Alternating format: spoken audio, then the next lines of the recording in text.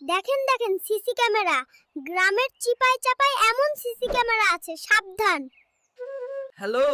আরে কথা শোনার জন্য ওঠবস করা লাগতেছে, এর চেয়ে তো কবুতর দিয়ে চিঠি পাঠানো সহজ ছিল।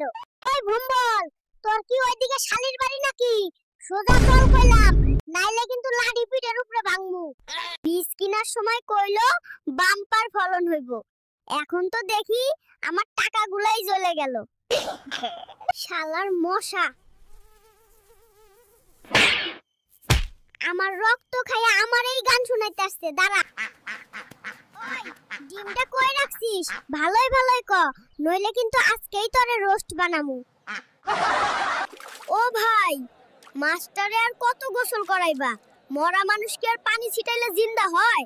ভাই আপনার ছাগলরে সামলান, নাইলে কোনোদিন আপনার ছাগলরেই আমি লাউ দিয়া রান্না কইরা খামু।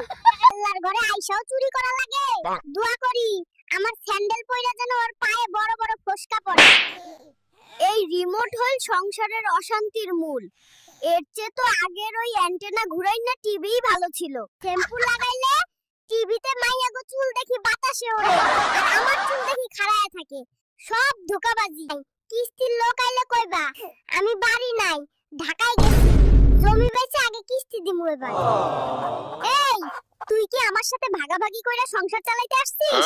যা বাইরে যা চাউলের খুদ খা। আমার ঘরে কি বাতি জ্বলে নাকি ছোটখাটো একটা বিস্কুটের ফ্যাক্টরি চলে? বিল দেখা তো তাই মনে হইতাছে।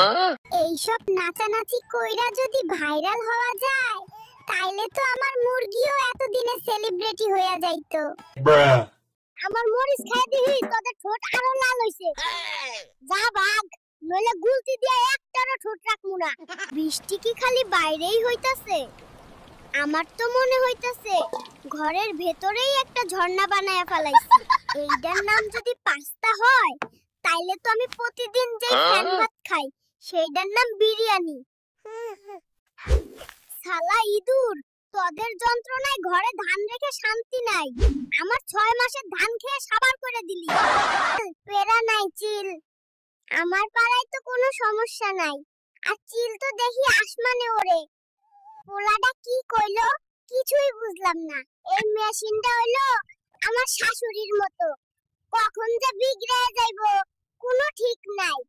পরে তো শুনছি লাউ অনেক দাম, কিন্তু এখানে ব্যাপারী যে দাম কয় তাতে তো খাটনির দামই উঠে না।